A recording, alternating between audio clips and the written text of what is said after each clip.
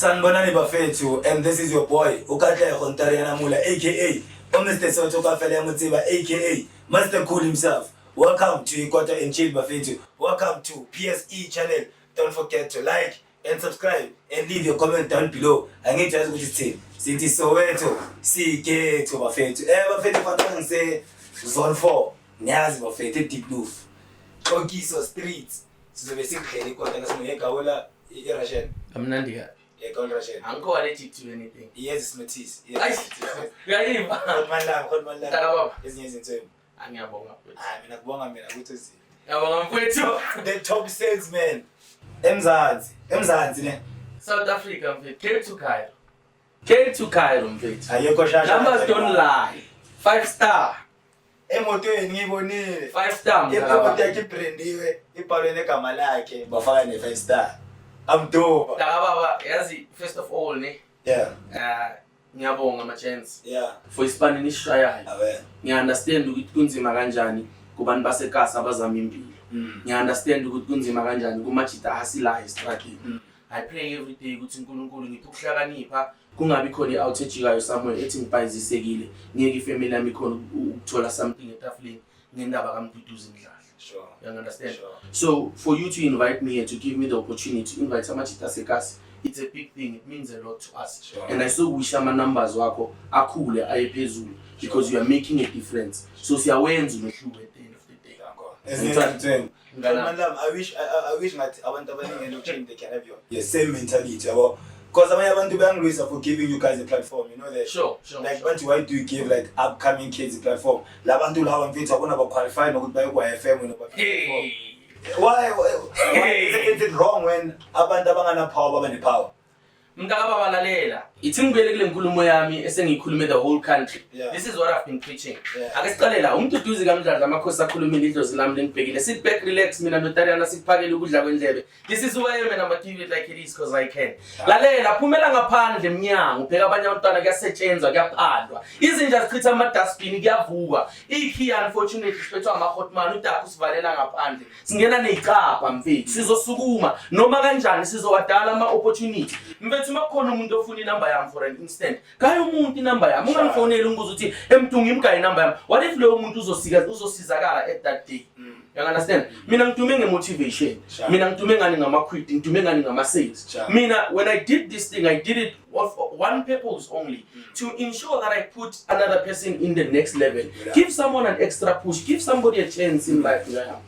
And this is what you have been doing, giving other people a chance when nobody was giving them a chance. You understand? Yeah. When Soweto you raised the flag, we look after our own, and you created a platform for these young kids to be exposed in terms of their talent, what they have done, and what they did, what they deserved and they did not get. Yes, sir. You understand? Yes, sir. Angeke kufanele asukume ngamandla omuntu. Yeah, kufanele sibambisane. Yeah. Mina nawe sihlobani nesayini. Yeah. But ngama disadvantages nendlela esikhule ngayo nami ngikhule without a father mfethu. Nami ngikhule mfethu nomama ngasipani. Sharp. Mina out time there was days where I had to eat from the dustbin. Hayi ngoba ngidle dustbin because of being tired. I did not have. Yeah. You understand? Think about what you can do for the next person to be in a better place. Shit. Bafethu lo muntu be top salesman eSouth Africa. Over the dustbin. There's more. Ufuna ukumkhiphisa indawo. Yabona uyaqala ke. Ufuna ukukhule kanjani? Yaba yakhala ngawe lokusini. Bathi yawahudula abafana. Mina ngifaka platform. Like guys, for giving people a platform, you don't have to hate me. Sure. Like why ungizondela ukuthi ngenza into right. Lana kule podcast name. Yeah. Mawenza into right. Sikushayela izandla. Sure. Better sakutshela ukuthi uyabheda. So wena usabe iqiniso kahle kahle. Ivari kumele liphume lihlale etafuleni. Asingene kwethu. Mntaka baba. Siphezulu kwabo ngomsebenzi. 18 emuye bekeli weki. Siloko siyenza la ile. But man ngijabule kakhulu, you know, when I got your call, ngibhekana nokuthi call yakhize kanjani. I'm very proud for youth yakithi, how we now connecting each other, how we working together to support one another, how we creating something we never had. And push ikota yasekhasi. This is who we are, you understand? And ekugcineni siyangenelela le industry yani ye retail in terms of ama restaurant nana. Thina sikhulu ukudla kuphethwe amakula. You understand? Abadlala ngeibhayisi zabo. Manje sinika udaki opportunity. Izolo I spent a day I was invited Soweto East Rand to ikota yard. Mangifike Kota yard mfethu ngiluma ibheka yakhona mfethu. I was so surprised. Inyama yakhona fresh lento ishaya udaki. There's a guy who's a chef. He's sharing the skill with the young ones that are upcoming to make a difference. Sinenkinga ye-unemployment mfethu. How about we work together to support those people that are creating small businesses? Yes, kuzoba nama flop njayam. But if kune flop ungayithatha uyishare ku social media. If we share it social media, give them an opportunity to rectify. Once they rectify, also show you social media good. Because everybody learns from their mistakes, and that's how we grow. Yes, sure. Phela manje I was so surprised ngibona umjomana khala hlanya ukuthi awutheme ejabula kangaka kanti lumi Russian la khona la ukota but mina ningangiphakeli uyayiva hayi emergency no yazi kunjani izinto ezikhulu sithatha isikhathi ukufika danko yenze yakhe inkulu endlula leya so understand yeah so makhuluma ngayi like ngaba opportunity nani ebafethi because mina ngiselokishini kunestrade senkasilam basibiza iminki yazi iminki ngiyabona ke trend nje kuyapostwa iminki lapha ziyakhahlela manje zonke le trade lama club lama restaurant aseminki bafuna ukwavala because iminki bafuna ukuyichange abenze ivilakazi so bafuna ukuthenga zonke lesa strade lesiya kuvalwe la ngenhle khona no yeah so babamba abantu yazibabamba ngani abantu bathi nina ni akhele ama pavement so mara bathi create ama abantu bazokutshela ukuthi as creating imisebenzi mara abantu ba create imisebenzi yabafanisa manje mfethu I've said it iqala isho ukuthi unfortunately Tina we are this generation that is not fighting against ungam Tina ikhiya ziphethwe udaki so we need to make sure ukuthi siyolwa nodaki you understand silwa nabafowethu I've said it ukuthi kulonyaka lo 2024 anginandaba ukuthi ngijikela umntana kithi or kwenzakala nami ngiyangenelele intweni ngiyafoster ngiyapusha if uyangivalela you must think twice ukuthi wena ufike kanjani la ufike khona because nami ngizofika you understand and nobody's going to stop us lalela futhi bekunabantu ebebatrenda way before 2010 you understand abasekho namanje nabo laba bakhona bavalela intwana ithemi yabo izodlula unfortunately ithemi yabo izophela aba enjoy ba move eceleni mabanga move eceleni bazosithola sesingaphakazi ngidloza uyayiva mina mamela bathi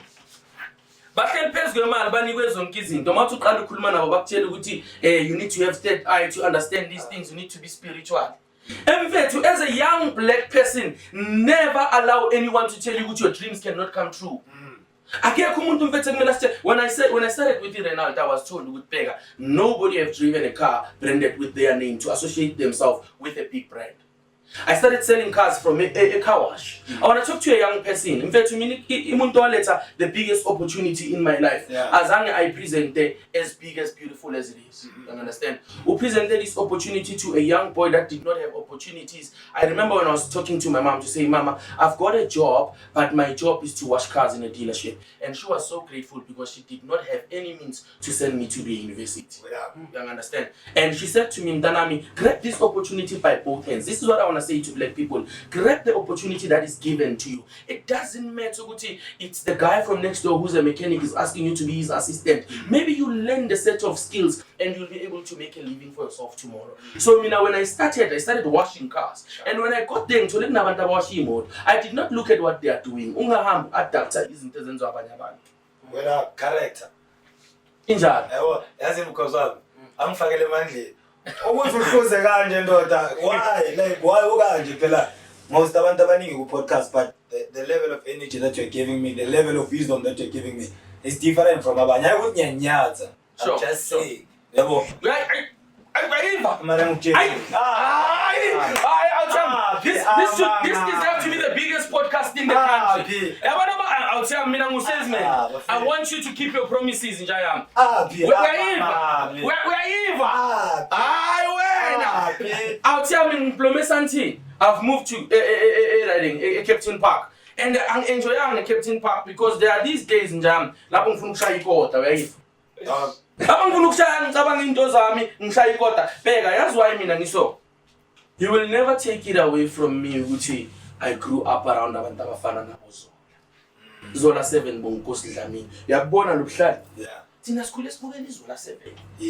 Uzola uyaphila namanje. And but there's people that are praying for you that you don't know about them, that you have inspired them. Mind and always be observant in what you do in front of young people. It's either you're doing it to promote yourself or your business, but into yenza ingambulalo mina umuntu uplift. Today I'm where I am because I've learned from people like you.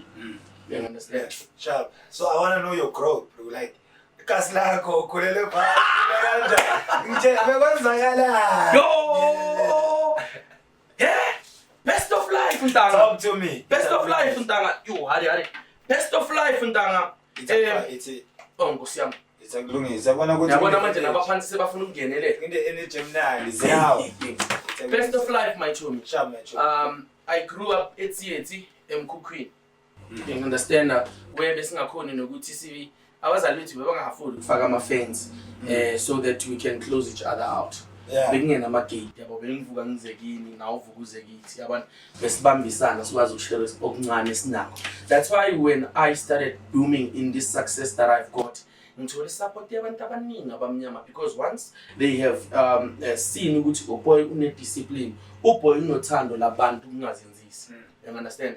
I've been that kid to begin my suicidal thoughts because of I was like, why am I so unfortunate?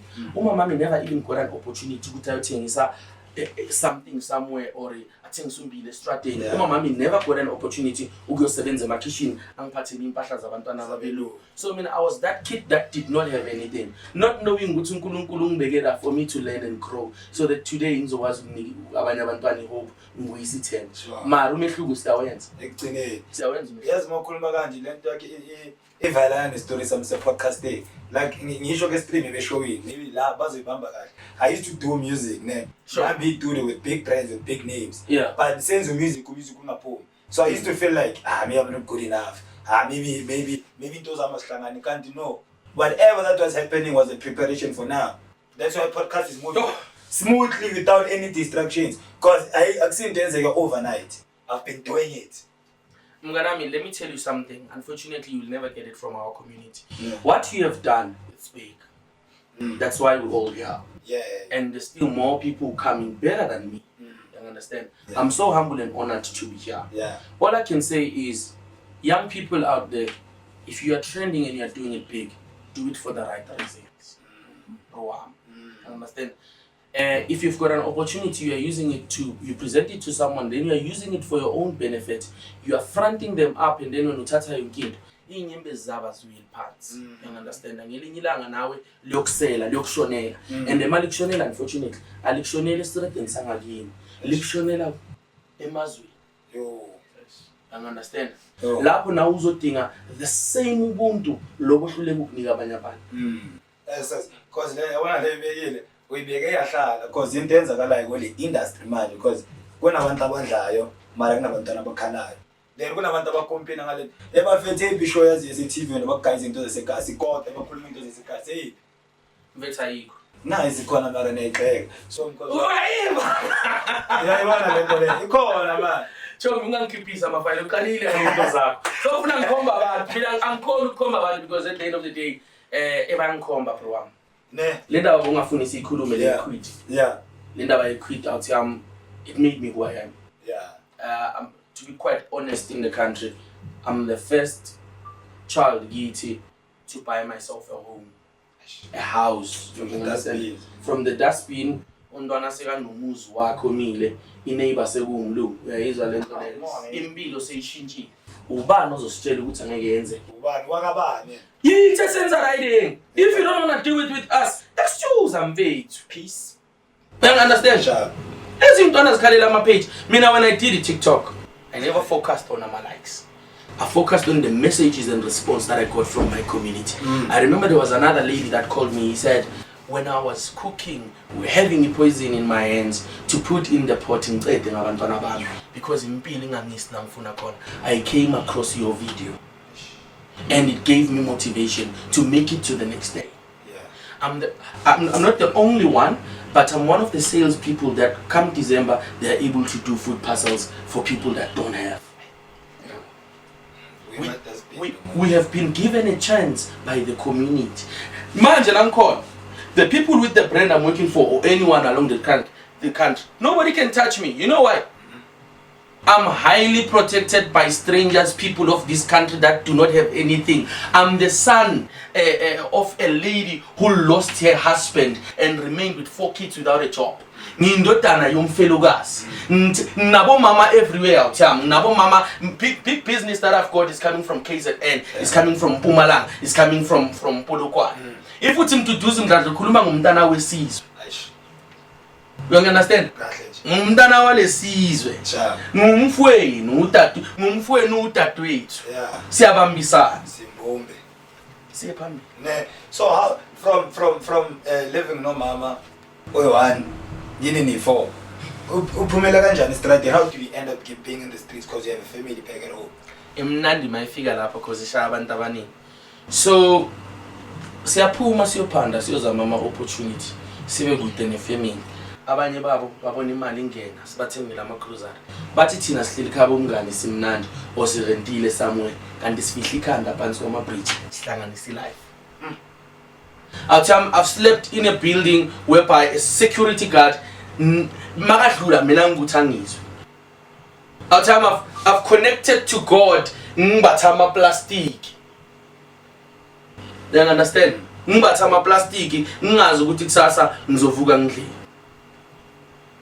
So ubunzima bakho banamhlanje yokwenza umuntu obhetha ngelimila because uzoshare nabanye abantu ubaphilise.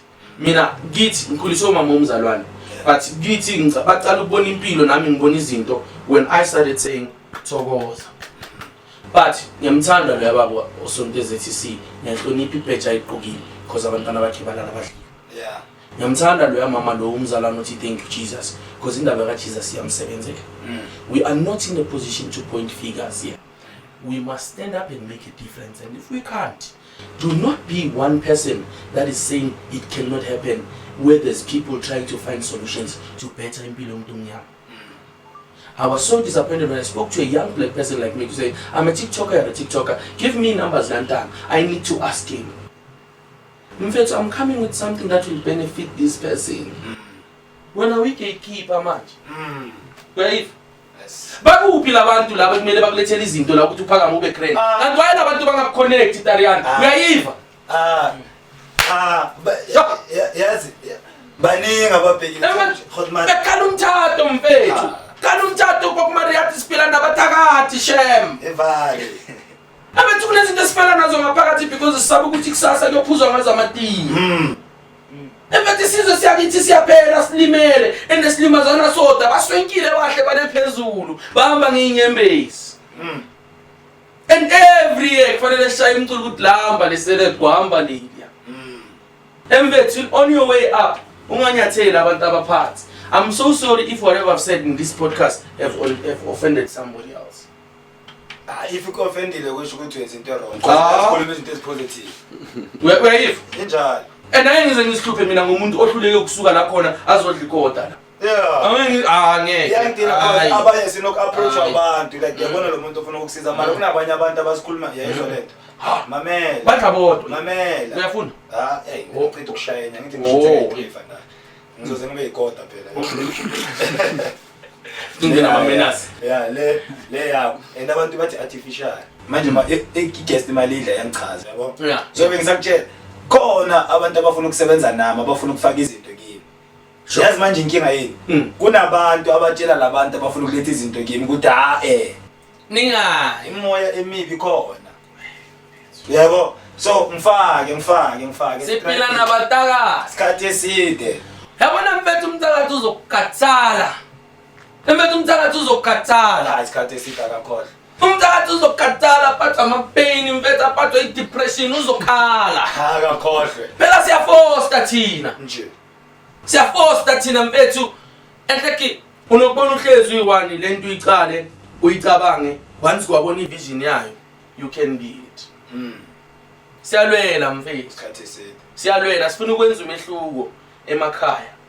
yabo. But we do appreciate people that come and press a like and leave a comment on any content la kumekhona umntwana umuntu omnyama ongena ne sponsorship. Aish, awuzami mina sinika amanamba ngichaza nini. Hayi kuleka. That's why ngithi nje mlahleli khona. Hayi si untouchable. Isikhathi eseke. Ba decide ekuqala ukuthi bazosivalela ngaphandle. Kanti aba understand ukuthi asibadingi ngoba le support ebabekela ile seyithande thina. Bamba la bengise roomini. Uyayiva? Ivar bengise roomini sinini. Kunama artist amakhulu akupiano. Sure. Abakhona lo muntu abahleli naye umuntu obaphethe. Mangena lo muntu mongena athi bhuti ngathi mamela.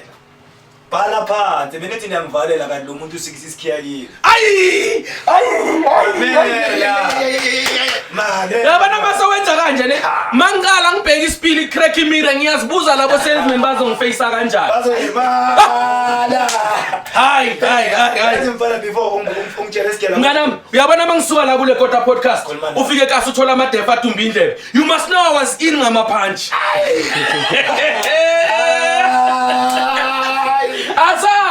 Yazi ngichazelani nalela kho futhi ke. Ngiyabonga Chu.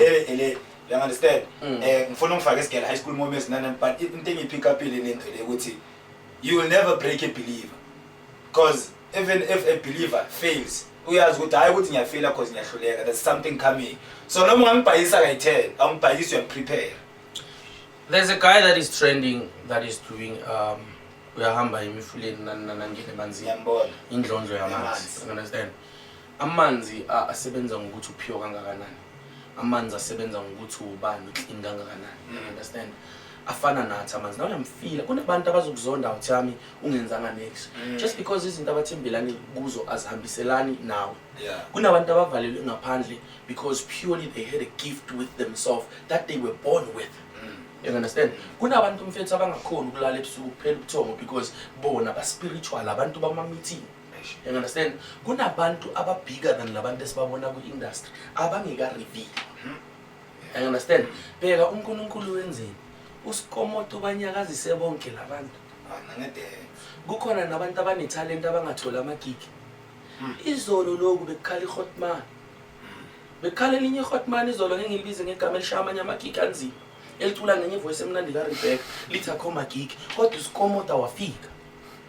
Asikaya nina ama chances in lives understanding ukuthi sonke siyalidinga ithuba siyalideserve ithuba. Kunabantwana abantswemba abashaya ama 18 basa auditiona namhlanje. Yo. Basa emfethu kunabantu mfethu abahlele emagate noma company. Uthi mawuvela usathi ukhipha iCV bathi akucashwa.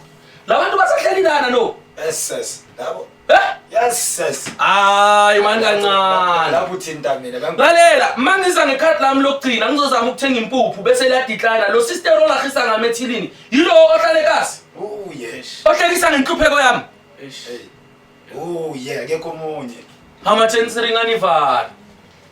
Oh yeah akekho show ukuthi ayikakana vala. Suthi kahle umuntu ongibeka la ngikhona. Utakhi. Angisakhoni nokuphupha phakathi kwabantu ngithi ngifuna ukwenza into eso because bazobamba inhliziyo. Yes. Because asikhulume naye. Ne, asibuye. Umnandi esixoxa ihamba kahle. So yazi manje ngifake isigela. Bophila kanjani isigela sakho? Angilazi kasi lakho by the way. Sure. Angilazi. Yabake akeze umuntu azococela ngale yabo. Mara ngathi bekasi lazi yakanyiwe kasi la ngathi gcwele abathakathi nabantu abanomona ngathi kuhlanganele baze I think now because basizamile bahluleka I think all of them are born again sekabazalwane ngithi umuntu uyashintsha thakathi sebakhathele ukuthatha lezi eziyithi ndoda thina siyaphambili witho izinto ziqala ngathi enhle gliding ubizo siyibizela and isikhathi sethu. There's nothing more powerful than somebody operating on his own time given by God.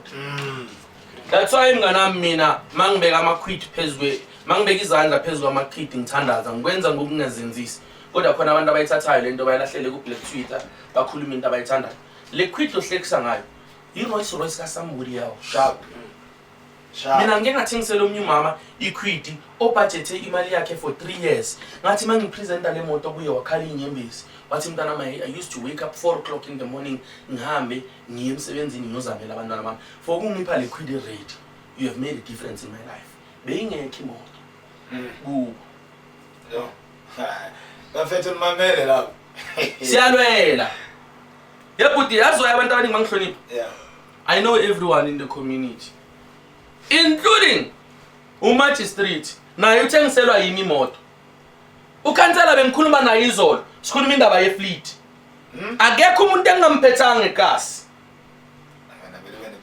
noma ngikula udokotela ngimfonela ngisendlini cause imoto umama kwakhe ahamba ngayo yakhishwa yimi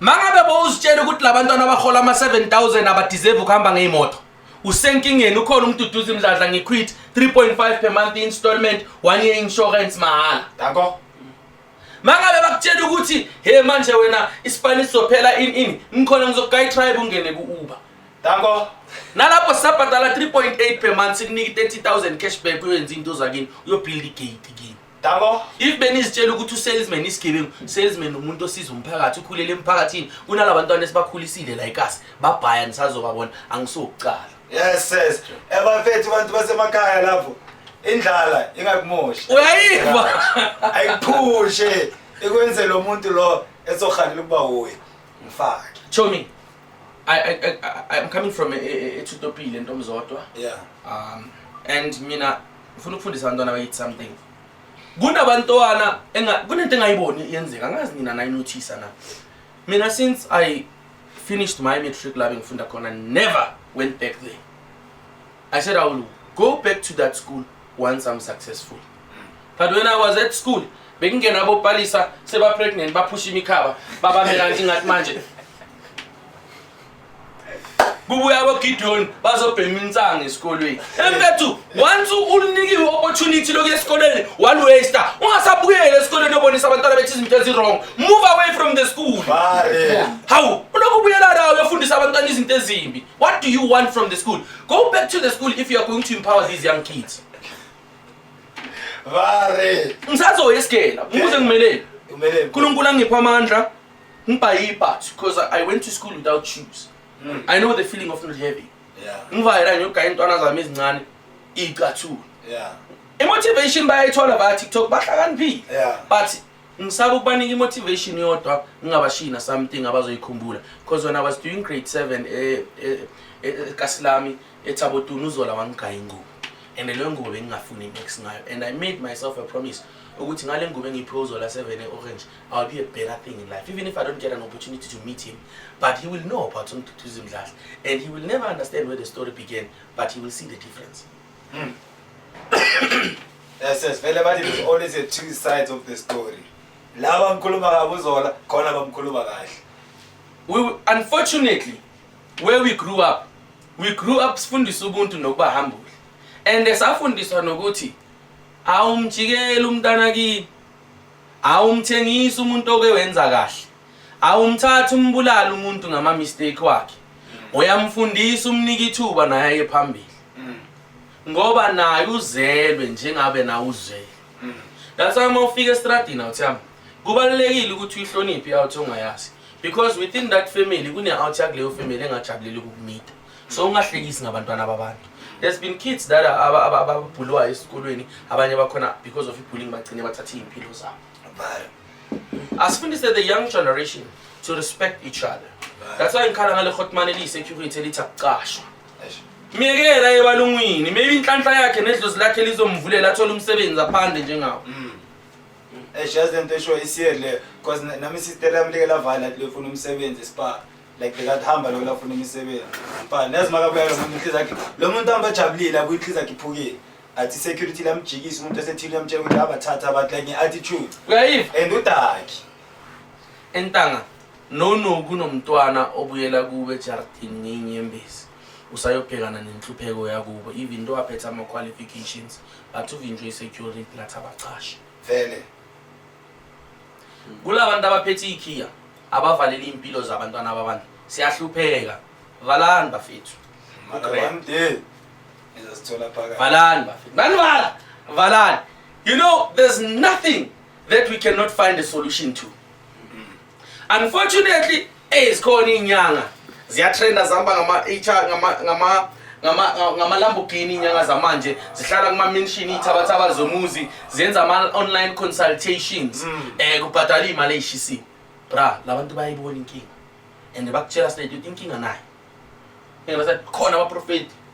Shama online consultation bakunika inkinga. But the main problem ukuthi isolution ayikho. That's why ngibone ngathi umthandazo uzosebenza. Angibone ngami Chomi. Khuluma nami. Angibone Chomi ngibone ngami. Khuluma nami. Chomi siqale estradeni saphuma estradeni salala khabo omzala saphuma khabo omzala saye rentini sathukwa umastendi sacabana nomastendi wangafuna ama excuse wethu ukuthi ipopa ayihlangananga. You cannot make excuses makumele ubhadala ama bills esibali. Phakama kunombhedi yozama arichomeni. Ariwele. Evethu nihleli la ijozi. Kusuka abantu lena le angifuna ukumention amagama. Bazongena intweni. Ake sikhulume ngale sister leli ngiyaxolisa. Sikhulume ngale sister leli bathi lichampile. Le sister leli bathi lithatha imisebenzi yabantu. Mina I was there just to witness the sister livuka ngo4 ekseni lenza amabheka likokota lambe likokota emakhampanini lithengisela abantu. Yeah. Asikhulume ngale Hotman la ikasi eselinabantwana nosisi kamzala la lobola elithunga icathule khona. Can we get rid of these people? They are our family. This is where we are. We are here as a country. Makazalele South Africa ungwala. Yeah. Asikhulume ngale sister leli abafuna amajita abalikhombayo ikasi because of lona li decide ukuthi ngcono libe umjita because that's how she feels. Embethi, whether you are gay or lesbian, you are part of this community. Yeah. And we need each other. Kunomama okhulisa umntwana umuse esikolweni. Wena sekumele umgwaze because umntwana uyi lesbian. Eish. Sekumele umgwaze because uyi gay. Or umrape because uyi lesbian. Mfethu, everybody deserves a chance in life. No one is perfect. However, we can try to accommodate each other. Vele we are different. So angitshela because njengoba udlala estrade ne you're exposed to a lot of wrong things in terms of drugs, street kids. Yo, that's powerful. How did you survive all those things, bro? Like I usually say to my kids, I'll do my level best. But everything I say to you, ngingangiphoqi. Ngoba nami ngizamela nginabani. Mama mbekazizamela with no one's assistant. Mama mbekaxolela ukuthi mabampe something angayidli asiphathele ekhaya. I've never been a person who's smoking. Tshwala ngiyaphuza because it has been our ways abantu abamnyama ukubalekela inhlungu nezinto esihlangabezana nazo. But utshwala siphuze phambi kwabantu abathi nabaphuza utshwala bangahlukumeza omunye umuntu. Baphuza utshwala because they celebrated something. Yeah. Sikhuliswe kumakhaya kungukuthi you cannot come here and open a bottle here much unless shaye umsebenzi wesintu sibonge sika-achieve. Yeah. You understand? But namhlanje Chomam amlala mame ngingabhaya amabhodlela ayi6 ngiwaphuza kwami kwababa uMdladla hayi kwamamami kwakho bafethu asiphuzeni every weekend if khona something esiyicelebrateayo nesiyi-achievile but singaphuzi ngeinhloso zokuzwisa abanye abantu ubuhlungu. Kunabantu abanenkinga guys, this I want to put it live njalo. Yabona uyaqala into zakho. Ngikhusile ngathi mina ngiyasonta mina ngithengisela imoto ufuna ukungicabanisa nomphakathi. Lalela elathi spice. Mamela uthiyami. Kunabantu mpintshami abanenkinga yokuthi they are now alcoholics. They cannot live a day without alcohol. Yeah. Ungabavumeli bakufake kuleyo nkinga. Nabo bangena lapho bangathandi. So have a limit. It's okay to vanish from your friends and from the face of the earth and fix your life and fix yourself. Never apologize to your friend because at the end of the day, nobody pays your bills. The first thing I touch is cell phone, the next thing you call it,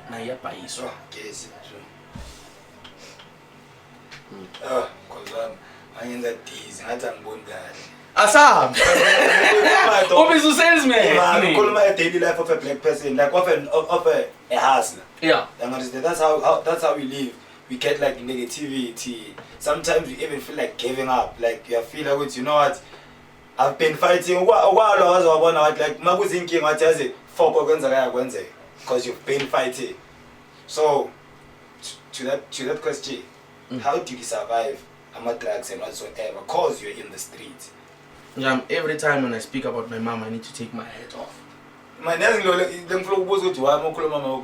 Every time ngikhuluma ngomama, cause umama uyakwazi ukuhlangana nawe ungasumntanakhe. Akuzwela ubuhlungu because I feel ukuthi what if my son was in this very same position lelo mntwana kuyo. Sisenabo abomama babuild umphakathi. Understand? Yeah. Sisenabo abomama benza umehluko. So I did not want to disappoint my mom. Even ama-tattoo angikhona ukuwenza ngiyawathanda, but umama sikhule banalento ukuthi ama-tattoo enziwa abantu ababuye ejele nani. So mama makabona someone onama-tattoo uyathuka azitshela ukuthi ayinomuntu yabona. So I couldn't even do those things. I stayed away from drugs not for her only, but for me to get where I want to be in life. Yeah. Unfortunately wangisebenzela yangibonga hyper kanjani. Cabanga bathi ngibhe mina. Yo, sewucabanga udakiwe ke. But yo mzali injengoba ngitshela ne so kusho ukuthi wena survive ama drugs cause of into bofuna ukuba yiyo ne discipline bona ngaleso sikhathi leso. Unfortunately bese ngiletha abantu empilweni and ngifuna ukubashiya abanekhaya bengifuna ukwakha umndeni nami ngibo wabo qotho bengideserve lelo thuba ne. So mandlela under the bridge most of the time in Kota, like you guys chill. Yeah, what do you guys talk about, like because I know there's wisdom there. Yeah. So most of the time, I'm that one person who's always. I think I'm blessed because I've been always having an eye to observe and see a blessing. I want to spiritual. I can go to a person and talk to you knowing that I'm full of kulma now. Yeah. So I've got that eye to see. It doesn't. Untwana man lie has been blessed, and I've been able to batons and say, unkulunkulu pay 1, 2, 3, and 4. Abanye abantu akunabo. Abanako, so I appreciate that. Yeah. So I'm that guy who's gonna call him and I'm saying, you're doing very well for a family. Even like I said to you, you're the biggest thing in the country, but for no chance. Nina? Yeah, if you feel stuck, go help somebody else. Uksiza umuntu kusiza wena izandla ziyaseza nomuntu ngabantu kwanda waliwa yibo labathakathi. Yes. Yeah, ivalile. And ababoni ukuthakathi indaba sebe old fashion kakhulu because nabathakathi manje sebaba amabhona again bayashintsha yabona because abasakhona ukusiyendlela bona bebane power ngenkathi zabazali bethu. Manje thina we are blessed beyond measures and we know who we are and we will never allow you to steal or rob us of who we are. Sazi even yabana noma ngihleli ngazi neminyaka ikufanele ngiyiphile because ngiyaphupha.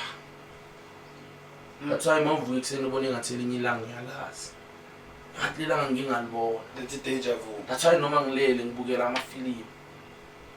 That's why ngingasuka la ngizitshela ukuthi today ngizothola ama customer so ngiwathole lawo ama customer because I create things.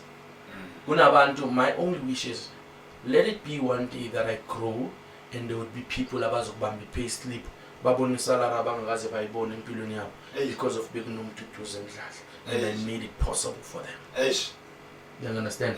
So, if you were to ask what I'm busy with right now, spanana everyone. And the bad thing is spanana. If you wanna work with me, whatever you have, call me in. I'm gonna come. Don't worry. You don't need to pay me a thing. If you think I can put an effort and make a difference, I can add something positive, give me a shout out, give me a call. My number is everywhere. And if anyone is looking for my number, don't say usazongbuza. Yeah, one of your ones. 073-891-9387 073-891-9387. Add value and change how the other person is thinking. I would appreciate. I was in Durban with live conversations over coffee with the Purple Shepherd. He invited me. I was there to give him motivation. It went very well. I was in Cape Town moving across the dealers near Renald Senzumehlugu. So I'm willing to go anywhere. Evening ngizela ukuthi sihlanganise amakhanda sizama ukumotivate umuntu omnyama abone izinto ngenye indlela ngoba ngitheki niphumelani ngaphandle eminyango kubhizi izinja ichitha ama dustbin kuyasetshenzwa kweminye imizi amantombazana athenga inkomo bayagcwele ngathi ababa baphila bangekho phumelani ngaphandle eminyango nibone kwakhiwa amabonda kusebenza labantwana besizitshela ukuthi abasinto yalutho You understand? I understand 100%. Kubizi. Akekho ofuna ukuziyekelela unfortunately. So, when I'm from the streets, who's the first person to take you in? So, I can't tell when I go home under the bridge.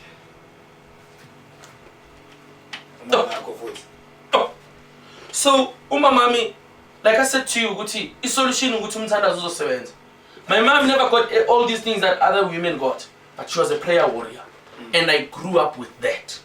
That's why in Namhlanje, every car that I deliver, I sell 25 cars countrywide.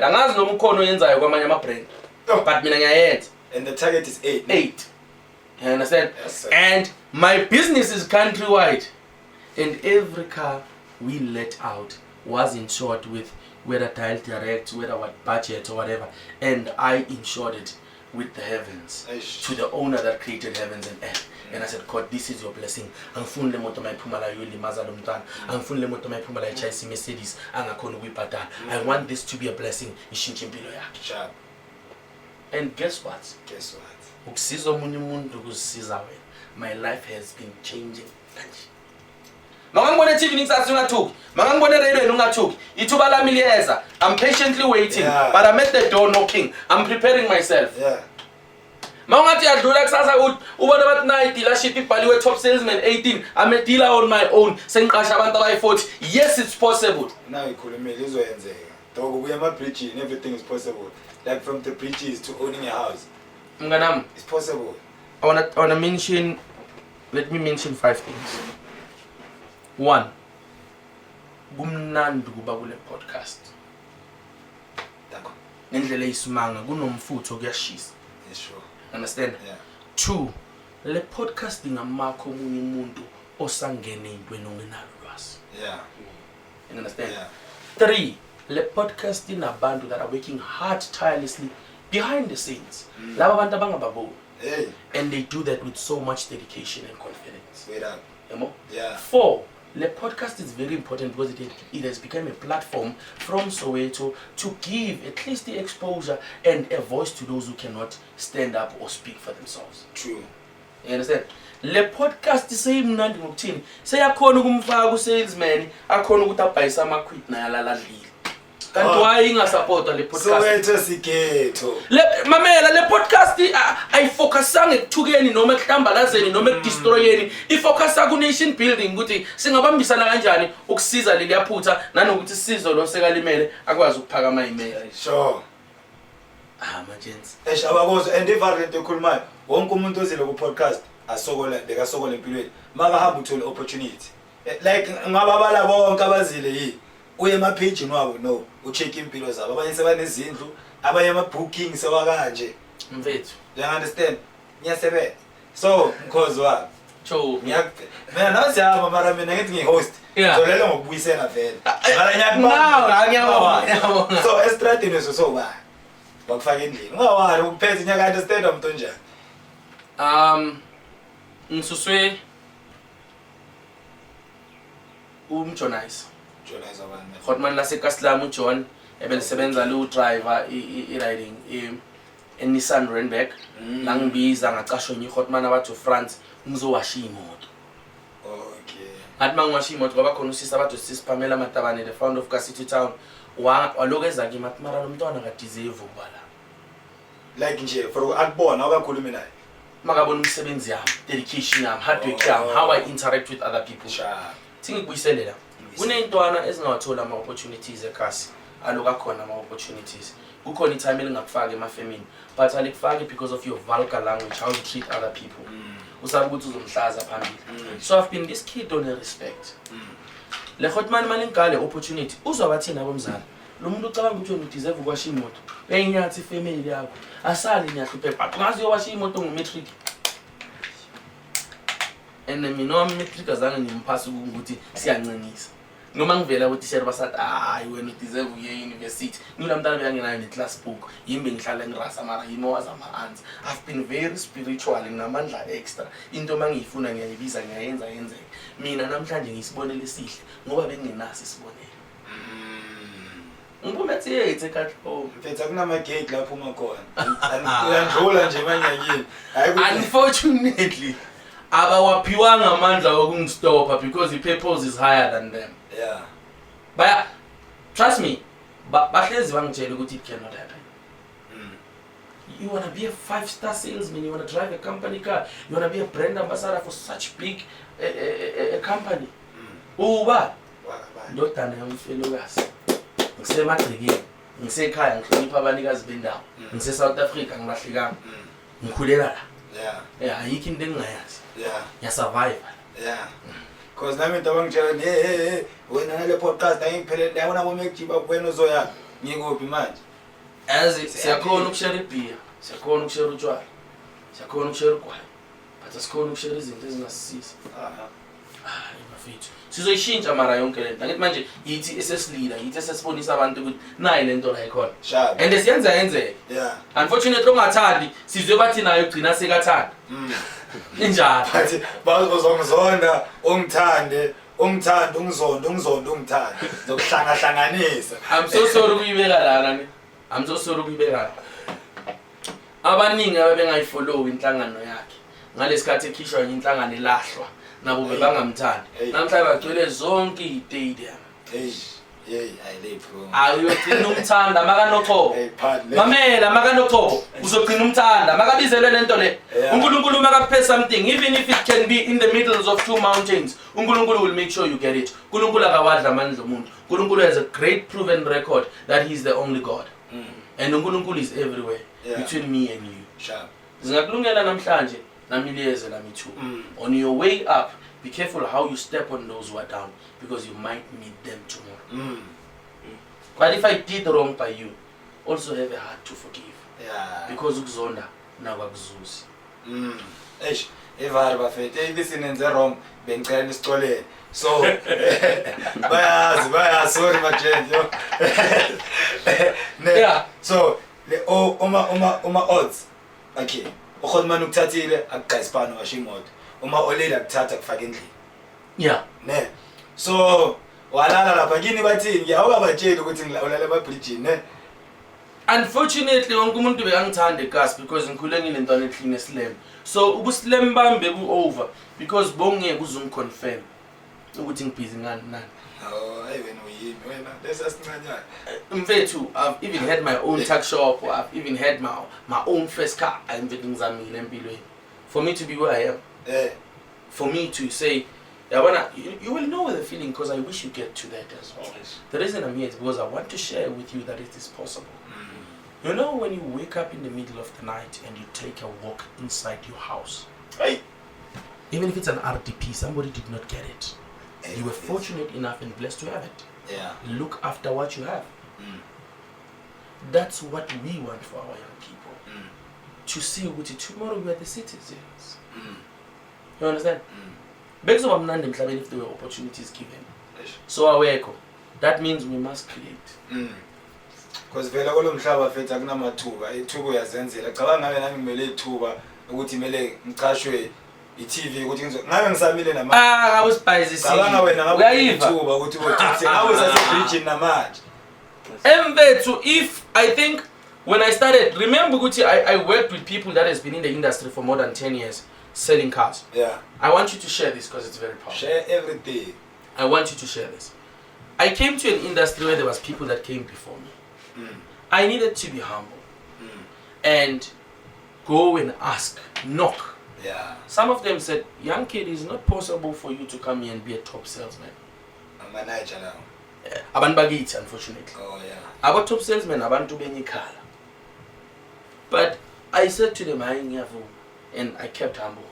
But I wanted it more than anything else. And I was aware that if it has never happened, then I'm the first one to do it. Even though but there's no one in the country that is selling the same number of cars in a one brand. And mix one brand. If you motor Jabulani cars, good Jabulani cars, Jabulani cars, 25 cars, no one is doing that. And Labanto, today where I am, if on Spanish, I know what it's bongi. bazosebenza kamnandi barelaxile bayazi iholo liyeza salesman ishayile target he has put the dealership in the better place he has put the brand in the next position ibheka izinto ziyenzeka nathi sizoyenza la guess what happens to my family izinto ziyaqala ziyathuthuka yaba siyaphezulu so umuve ine kuma le story sakho simnandi umuve ini kuma oleli uyabloma ngishobe yakuphethe grade because ukuthanda from distance ayafika kwenza ezinye izinto because khona abanye abantwana abathatha estradeni mama bathatha ini bafike baba abuse unfortunately umuntu owangifaka emsebenzini obekalwela ukuthi ngibe i-salesman la mina naye sa retrench soweto Mdladla udaki ungithathile wangifaka lapha ngafike lapha ngayenza ukushisa ngaba yinkingi and then base retrench mina naye soweto kuphela salahlekelwa isipani and then I went back to marketing myself on Facebook to give me an opportunity. I've sold cars. Unfortunately, you did that for 6 months. You don't have an experience. And I'm yelling at school. So the answer is no. I use my data and my phone every night, and I wrote the truth as it is. I said to the dealership, Stani Sunday in Funachen, I said to the manager at the time, I don't have electricity. I don't have food. I've got kids. I deserve an opportunity to look after my family. Give me the opportunity. He said, come and see me tomorrow. And so I got long ngevala ngicava umuntu evala. Mangifika ngingena ngithi uMduduzi Mdladla hlangana nemanager ase-used cars ithi bhuti asicashe. Yo. Bathi izolo ngithengize noma ungazama uMohammed eDatsin. Mangifika eDatsin bhuti ngicela ukucasha izolo. When I was going out, I was in tears and then ngahlangana no-driver. Lento yami yokubulisa abantu nokuthanda abantu. Bhuti ninjani mfana ngithi wayukhala. Yazi bangibizile la manje wathi abacasha. No, there's actually new cars. Try someone upstairs who sell new cars. Igama lakho khona. Ukhona mangifike kuya ngikhaya job. But manje ngihlala evala ngina family evala. What do I do? Do you know a lot of love and support and what made me famous came from Val? From Shabville, Shavas. Ivali ya support, abo chento parento. Abo boso. Ngikhuluma ngabo ncinci abo lesi. Intwana zala ikasi. Enda sibambisene manje create ama opportunities ya pick up ana sifaka neintweni. Yeah. And la sizongena khona. Sizodla. And then ngingena ngakhona. Sekuseduze kuchisa. La marota khathele. Sithatha sase Alex asidlali ngegusha icomela abantwana abangena next. Uqede umthatha imisebenzi yabo. Akhathele la marota. And then espan sakhona sashisi le besishisa ngakhona. Mara intezayo ngapha. Yes. Yes ba. Yes. Bheka athi ngitshele ngamadumba. Yeah. Cut story short. Amadumba mazebra. Mawabona ize ilayo. Ifuneli one. Efikile uSatan. He rose like a lion. He's not. You understand? He hasn't just shy circle, shy round. Sihlanganisa inhloko. Amadumba. Mawahlanganisa inhloko amadumba ilayo mayingathi ifaka inhloko. Zikhipha inyawo ngapha. Elishisayo. Zingaphula narayiling. That's the power of unity. Yeah. Amongst people that when they are alone or on their own, abana power. Yeah. But together when they join forces, they can do something amazing. If you take one stick like this, you will break it. If you take 6, you put together. Forget. You guys know what you are doing to these young people. To never exploit. And we have created a machok chains. Lawa hot money lawa. Let's pay good bazo sky too. Pas para machok chain. If they are pumping, we are praying to break free. That's why bangafuni ukusiguy reception. Because imimoya ayifani. Baza ngemimoya yangaphandle. Siza ngemimoya yase South Africa. Sikhuphuka ngale ndlela esakhuliswa ngayo. Retsamaya ka modimo bo mama le bo papa. Mo South Africa ke yena nisampula yami lu. Ivali. Arilemo. Ivali. So ngiqhubekele ngestory sami, ngiqhubekele ngestory sami. Uyangitshela. Yathanda ngisho. Nilathama lela lithi yaphezulu. So yaphezulu. Phela mina sesifike Kwid. Yeah. Angithi sacala lapha ya. Sure. Yeah, le time anhlanga nawe yakhandwa yabulisa, bathi umsebenzi awukho. So uyakhuphuka uyaphezulu. Mangifika phezulu ngikhuluma nale out yami ithi, look, I don't have much for you. My floor is just 5 sales people and badala, so they were all abantu beskin sekhaya, so bekungenadakhi lapha efloor. And here I come, young, inexperienced, but I'm giving you an opportunity. You are starting on Monday. Can I share something with you? Share. Since I worked in these 4 years for my success, I've worked Monday to Saturday, and not a single day I taken off. For 4 years. Young day ngudaki. By the Saturday night, I rested in the dealership. We excited. You understand? So what happened was, I needed to find a place to stay. I've got a job. Ish. Ngiyela pekas ngiyolanda impahla. Lo muntu wangifaka ekhawash wazana nomuntu osevana. Okay. So uthi iyakulo ya muntu umtshela ukuthi awunandawo ukuhlala.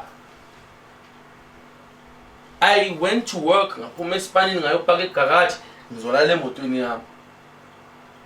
Ngahamba ngaya kumama kaMphumelele. Khona ngara eValo. Ngayocela indawo yokuhlala emzini wabantu. Bangangazi baqala ukungibona. Sekumele bamuve. Eminye imizi bafethu uNkulunkulu nayo just abazi. Bamuve. They made space for me ukuthi ngibe nendawo yokuhlala. Ngahlala nabo engathi ngumntanabo. Nobody knew in the community lo mntana sincingisile ufike la hlupheka sokona. Bangithatha njengomntanabo benza make sure ukuthi nginesikhaftini.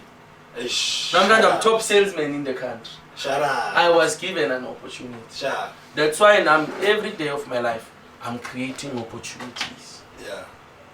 Now I'm creating opportunities. Sure. I'm here to create an opportunity, either for you, either for me. Yeah. But Pambi Proamsai. And the 3 months from now, Uzo shoot since we are salesmen who achieved izinto ziyakhanya. Yeah. Size? Nenhliziyo emhlophe. Akuna kuthi bangasivalela ngaphandle. Laba basithanda kabi. Ikhiyasikisa yithi ngavalela thina. Uyayiva? Angeke balolo. Injani? So, shout out to that family one time. Shout out to everybody like beyake obe ofaka isandla ikujeni yakho. Yeah. Labo bantu labo ba pure, because without having pure people who surrounding yakho ngabe wa crash akudala. So you need those people in your life. Remember ukuthi I'm a spirit I attract. Yeah. You understand? Yeah. That's why I said to these young kids, trend for the right reasons. If you're trending out there, let it be for the right reasons. Ingabi ukuthi ngama reason ukuthi kusasa someone uzithathela impilo. You understand? Unale time eladlala nelinye artist elikhulu wathi makacela sorry wangayitholi room to be forgiven. And the only way to escape bekumele ahlukanise umzimba nomoya. So I'm so grateful that as young people as yamkhumbula nomatala beka ethi. Yeah, ngiyamkhumbula lo. Wadlala wathuka mama. Yeah. You understand? Bisazibulala. Ungasikhohlwa istory sithatha udakhi sambeka underground ngoba kumele sifundise abantu. You understand? Yeah. So where we are now, Njaya. uMandela wathi kithi, you must investigate the past so you cannot repeat it. Izolo lami angeke lishintshe kusasa lami. If you are listening to the poem abangenzeleyo ne-duty kuma poetry sessions, bathi uyamazi uMdladla. Bathi uyamazi uMdladla. Bathi uMdladla siyamazi. Uvuka qine sakhe isibili ayofeza amaphupho abantu ngenkani. Ngiyawenza mina umehluko. Ngiyawenza umehluko akuthana. Ngokukhuluma ngiyawulapha umoya. Once ngilapha umoya umphefumulo ngenza ushintsho olukhulu for inyama.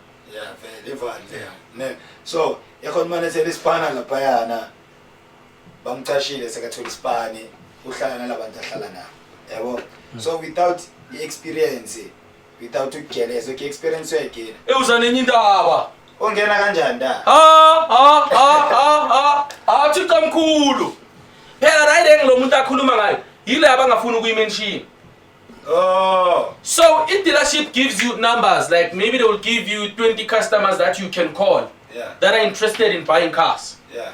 Mduduzi Mdladla did very well lapana. Wabuya wachifta wazongene Renald. Makangene Renald. Ukhuluma no less. Showstoppers yini lento le? TikTok. Isebenza kanjani? Gaso. Yo. Lento yenu ngizoyifuna. Makaqeda ukufunda TikTok. umuntu oqala ukuthengisa imoto ku TikTok ayuse voice over.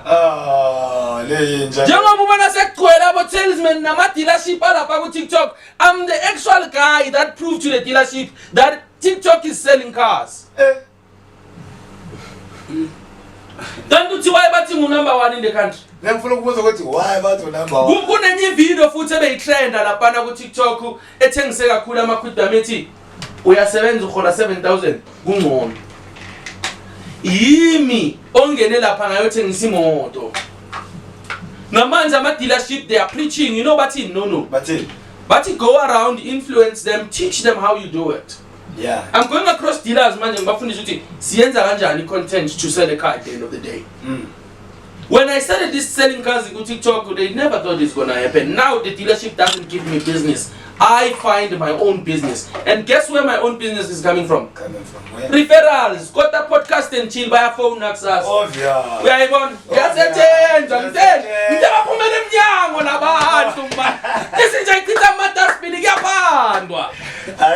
is. Yes sir. Uyayiva? Yayizwa letho. Ntanga ngibonga mangisaphila umphefumulo usahlangane nenyama usakwazi ukuthi ungithole. Ngoba amalanga engiwaphiwe emhlabeni angawazi angakanani. Yeah. But ngizowasebenzisa ukwenza umehluko nokumhlonipha umuntu. Makukhona engiba offendile ngasikhulula isitoko. Siyaqolisa bafethu. Manje ngibona le podcast le izomamela abantwana bami nabantwana bakho nabantwana babo. Angeke ibona noma singashona izokhulisa abanye abantu. Mele bayifake naseBhayibhelini. Emfethu makukhala uRita. Mana wasekhala no Rita. Kanti ubuntu buphi abantwana abancane be-youth mase bafuna ukuzibulala. Abanye baphuza ama-epilepsy pills. Like anibona ukuthi nibulala i-youth. Kumele baze bayenzeni. Kumele baze bayenzeni bafe bonke kulana izobona ukuthi nikhawatha i-youth. Untariyano bagaya platform ngifuna ukumshaya ngebhodlela. Baqalile. Hayi mina yabasaba labantu. Hayi amara sama nabangabona. Hayi Ne asiphile. Ne. So that's you Kwid. Wenza imali nge-TikTok. So mawabafundisa labantu content ubafundisa like how do you make your content? Now kunomuntu ongawazi ukumeet use Cape Town. Akwazi ukuza kona lama class ofundisa abantu how to make content. How do you make your sales? How like ube kanjani top salesman? How do you make your sales? How do you make your content? People buy from people they know. People buy because of the story. People want evidence. People want something that they will relate to. And I had to give them myself. So here now South Africa is doing a lot of marketing for the brand, and I'm also doing a lot of marketing for the brand, because I understand that if we are visible enough, it will put somebody in a better space. Sometimes I get calls, I made a sale and the customer saw the vehicle from you. Sometimes I get nice messages, I get cards, I get gifts from other salespeople that are inspired. So so yeah, that's how I've been playing it. Okay, Buffett, don't forget to like and subscribe and leave your comment down below. Uthi Soweto sikhethu season 4 Buffett la sidla khona isnotice eqotiso. Uyayiva. Awuyiphinde. Zone 4. Kudliwani? Bloof. Kudliwe Kota kasnotice eqotiso street. So just put it on the text. Yabo uthi Uber izokuthatha ibeke. Uyaqala lento zakho. Uyaqala lento zakho. Ngifuna bheka uthi ya. On my before after things ikode ngifuna uncede ngani. Mina hayi kabi ne ukutshela evar after ungibhayisela ikode ne. Thina la ikazi mangathi bafethu nani neyazi. Uma mangacala ngiyothenga iQuid. Yo, ipronounce kanjani iQuid or iQuid yini? Kwid. Yeah. Yabo ngikwazi ukuyipronounce. Ekazi bakutshela kahle hayi bangathenga iQuid. So ngifuna bathengisele iQuid. After things ikode. Okay, siqale ngekode. So bafethu into emnandi ngekota kaSinothile ukuthi ama chips wakhona crispy. And ngendlela abayishaya ngakhona bayishaya ngama levels ngendlela eraght. Uyabona ukuthi lo muntu ukuphanda uyakwazi. Ukufakela iqanda, you understand? Irasheni yakhona yiye balekile because i original. Yayiva, yilo not mayiluma into ehlaka. But ngithanda isingo ngoba isingo sakhona isitoastile, wasithi ngebutter from the first foundation, uyayibona ile TC vele kamnandi. But into ezenza ukuthi le kota ithengise kakhulu ukuthi deck idumbile and imali ozoyibhadalela la ngisho uzohlutha. Yayeza. Ngangithola mngana. And into engiyithanda ngekota kaSinothile isheshile man yazi. Sithi sakublomile sicala podcast babe sebayile service. So we SOS speed of service. Nami ukuthi le kota uyayibona ngendlela yenziwe ngayo ukuthi yenziwe ngothando. Present. Manje mntaka baba angifuni ukuya. Baba la. Advert le sinothile. Uthatha advert iphine lapho kuma social media wakho wonke. You don't need other advert anymore. If you are saying wrong things about the Renault Kwid just because you cannot afford a car, talk to and if your friend is asking for an advice to say, I'm buying a car, and you're saying it's a Kwid, it's a small car, unfortunately, that's what they afford for now. Talk to them. So if you're around the country, you are bashing everyone because you don't want to give other people a chance, and may God continue to bless you so you grow. Because but all I say is, through isn't any shilo near Kwid, ni magete more than anything. So it was a blessing in discuss. And then I'm a Kwid and Kulumangao. Only Mindane, Minang Tengelumusi. From every chief. Mvetu, I'm Tengelumusi, I'm Paelita, I'm Selavantan school. I'm Bege Pamgo podcast. Mamela. As long as benefits umtomnyama ka, don't pull it down, bitch.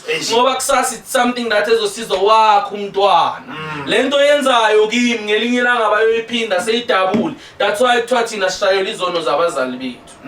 Lani khona bafethu ngiyacava ukuthi anisipani, ngiyacava ukuthi ngiyahereza kunzima, anginazi anganimidi, but nomoya kaNkulunkulu yonke into uNkulunkulu ibekela isikhathi.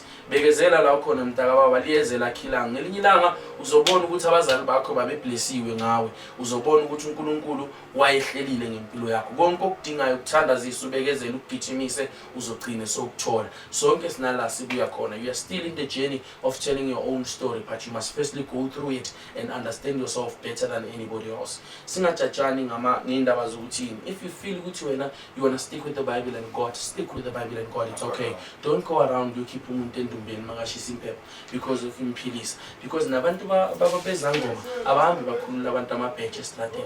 Let's respect each other. Ukuthi uyovotela yiphi inhlangano akusho ukuthi sikugxeke. Umuntu akenza into ayithandayo. Umsebenzelayo. Une right. Ngiyaxolisa kodwa ifuna ba offendile. Angifuni bathi mina salesman sazenzohlakaniphile. Ayibhathatha silungu. Bathatha silungu bathi mina bese ngi-exercise ama speech bathini. Yini le right le? Figure of speech yeah. Umuntu wrong utshela igama wrong lo. Iyo le ngafuna ukuthi bayisha abantu. Bathi uyayiva ke. Ngiyakuzwa mkhulu. Uyayiva 100%. Ngicela abantu ba continue ukulike ispan sakho. Ngicela abantu ba continue ukusupporta ispan samachip. Because you are not alone in this thing.